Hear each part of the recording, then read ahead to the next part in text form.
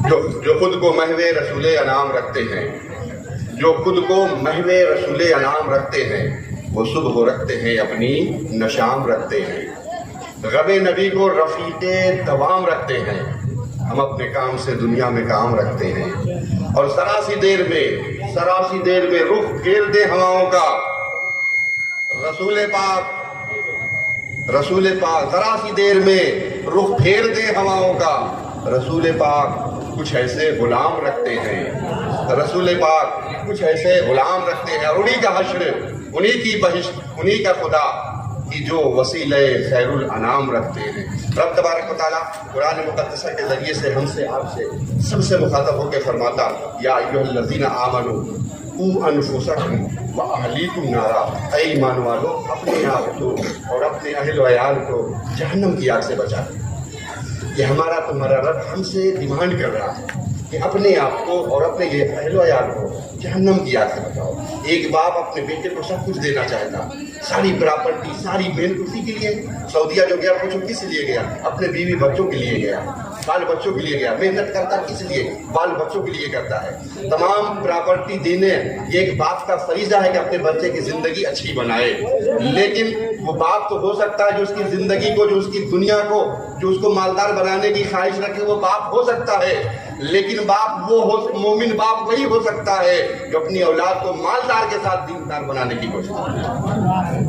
باپ کا فریضہ مالدار بناؤ، لیکن مومن باپ اگر بننا چاہتے، مسلم باپ اگر بننا چاہتے، نبی کے غلاموں میں شامل ہونا چاہتے، تو مالداری کے ساتھ تھوڑا سا اپنے بچوں کو دیندار بنانے کی بھی کوشش کرو۔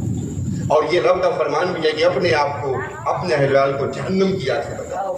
صاحب جہنم کی آگ تمہارے چولہے کا آگ کا نام نہیں ہے۔ جہنم کی آگ کا مطلب یہ ہے کہ اگر سوئی کے ناکے کے 1000 حصے کے برابر جہنم کی آگ کو زمین پر ڈال دیا جائے تو اس پوری دنیا میں کچھ بھی نہیں بچے گا، سب جل کے راکھ ہو جائے گی۔ اتنی شدت والی آگ سے اللہ یہ کہہ رہا ہے، اے ایمان والو اپنے آپ کو بھی اور اپنے اہل ویال کو جہنم کی آگ سے بچاؤ۔ اب اس جہنم سے آگ سے بچنے کا اور بچانے کا طریقہ کیا ہے؟ اسی طریقے کو اسلام کہتے ہیں، اسی طریقوں کو نبی کی سنت کہتے ہیں، اسی طریقے کو احکام قرآن کہتے ہیں، جو ہم صرف مسلمان صرف نام کے ہو گئے۔ ہم نام کے مسلمان ہیں۔ اگر ہم پوچھے وضو میں کتنا فرض، کتنے لوگ بتا پائیں گے؟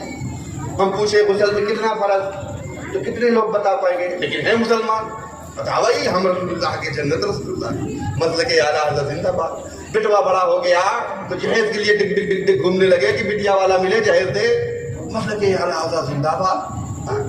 بھیک مانگنا اور پھر مسلک اعلیٰ حضرت زندہ باد۔ کسی سے ڈیمانڈ کرنا، اپنے غوث کا دامن نہیں چھوڑیں گے۔ غوث نے لیا تھا کیا جہیز؟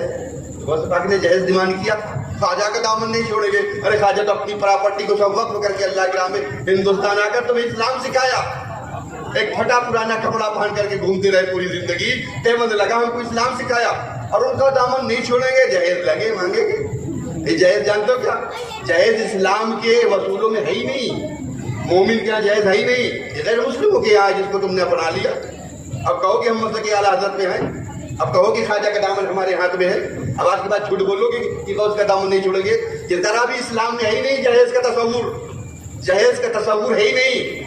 بارات جو ہم لے جاتے بیٹے کی نا، اس کو تو میں تو چیلنج کر رہا پورے ہندوستان کو علماء مفتیان سے کہ بارات کا ایک لفظ قرآن میں کہیں مجھے دکھا دو، حدیث میں کہیں دکھا دو، پورے عربی لغت میں مجھے اگر کہیں بارات کا لفظ دکھا دو کہ بارات مصطفیٰ کی بارات گئی تھی، صحابہ کی بارات گئی تھی، تابعین کی بارات گئی تھی، علی کی بارات گئی تھی، کسی کی بارات گئی، تو بتاؤ نا صاحب مجھے، پھر تم کو کہاں سے مل گیا یہ بارات؟ کہاں سے مل گیا؟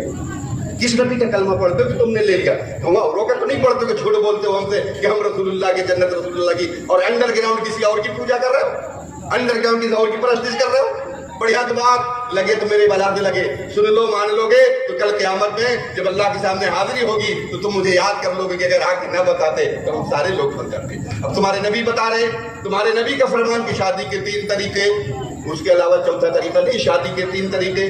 ایک طریقہ یہ ہے کہ دولت لے کے جہیز لے کے شادی کر لیا جائے، دوسرا طریقہ یہ ہے کہ بہو کی خوبصورتی دیکھ کے شادی کر لی جائے، تیسرا طریقہ یہ ہے کہ بہو کی سیرت دیکھ کے شادی کی جائے، وہ نمازی ہے کہ نہیں، وہ قرآن پڑھی ہے کہ نہیں، قرآن کی تلاوت کرتی ہے کہ نہیں، نماز پنجگانہ پڑھتی ہے کہ نہیں میری ہونے والی بہو. اگر سارا ہمیں اس کا بایو ڈاٹا مل گیا کہ وہ بڑی محبت کے ساتھ قرآن کی تلاوت صبح کرتی ہے، وہی نہیں بلکہ اس کے گھر میں اس کے سارے بھائی بہن ماں باپ سب قرآن کی تلاوت کرتے ہیں صبح کو، سارے لوگ نمازی ہیں، باپ تو تہجد گزار ہے، ماں تو اشراق چاہ تو پڑھتی ہے. یہ سیرت ہے مصطفیٰ کی. ایک طریقہ یہ ہے کہ سیرت دیکھ کے شادی کیا جائے.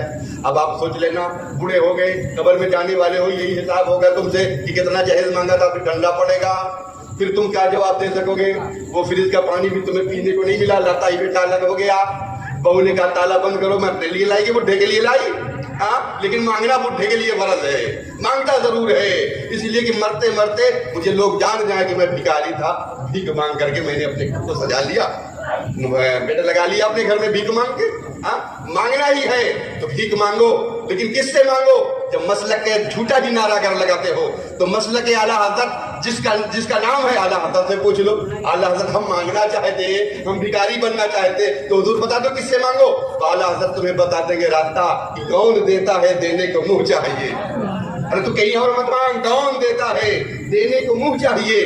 دینے والا ہے سچا ہمارا نبی، ان کے در سے اگر ایک مرتبہ مانگ لے تو تم مانگنے والا فقیر نہیں بلکہ دنیا کو دینے والا داتا بن جائے گا. تجھے لوگ داتا کہیں گے، دینے والا کہیں گے، لیکن تیری عادت تو دوسروں کو دیکھ کر کے دوسرے مانگے سوچا ہم بھی مانگ کے بھر لے.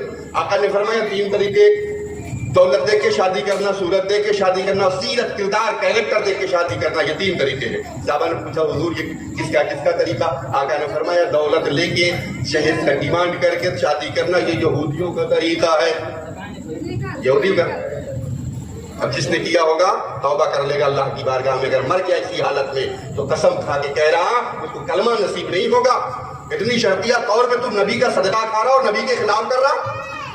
جس نبی کے صدقے میں تجھے زندگی کی ایک دن ملے، جس نبی کے صدقے میں اللہ نے تیرا چناؤ مذہب اسلام میں پیدا کر کے کر دیا، نہیں کر دیتا کہیں بت پرستوں کے ہاں تو تجھے ڈھونڈتا نہ ملتا، پیپل کے سامنے جھکتا، چاہے پانی کے سامنے جھکتا، پتھر کی پوجا کرتا. لیکن یہ نبی کا صدقہ ہے میرے کہ اللہ نے ہمارا چناؤ اپنے پیارے دین اسلام میں کر دیا تاکہ ہمیں ڈھونڈنا نہ پڑے، ہمیں ڈھونڈنا نہ پڑے. اسلام میں ہم بچپن سے پیدا ہو گئے، وراثت میں اسلام مل گیا. اتنی بڑی ڈھٹائی مت کرو کہ رسول اللہ ناراض ہو کے کہہ جائے یہ میرا امتی نہیں ہے، اس نے تو سراسر میری سنت کو بھی برباد کر دیا. نکاح من سنتی، یہ میری سنت میرا طریقہ تھا اور یہ میرے امتی نے میرے طریقے میں یہودیوں کو گزر دیا، یہودیوں کو گزر دیا. تو دولت لے کے شادی کرنا یہودیوں کا طریقہ اور صورت دیکھ کے شادی کرنا یہ عیسائیوں کا طریقہ جو صرف ڈھونڈتے. ہماری ماں بہنوں کی عادت بہت گئی، سارا بڑھیا ہے، ناک تھوڑا سا کم اچھی ہے، سب کچھ اچھا ہے، آنکھیں تھوڑی سی چھوٹی ہے، چاہے ان کی آنکھیں بٹن جیسی ہوں، ان کی آنکھیں بٹن جیسی، اپنی نہیں دیکھ رہی کہ جب تو بیاہ کر کے آئی تھی یہی بٹن دیکھا جاتا تو ہمیشہ کنواری رہ جاتی. کسی کی بیٹی کی عیب نکال رہا، وہ کسی کی بیٹی کی تو عیب نہیں نکال رہی، اللہ کی تخلیق کی عیب نکال رہی. اللہ نے پیدا کیا اسے، اللہ نے اسے بنایا اور تو اس کو کہہ رہا کہ بدنما ہے. ارے نادان، اللہ نے جیسا جس کو بنا دیا اس سے بہتر کوئی بنا ہی نہیں سکتا.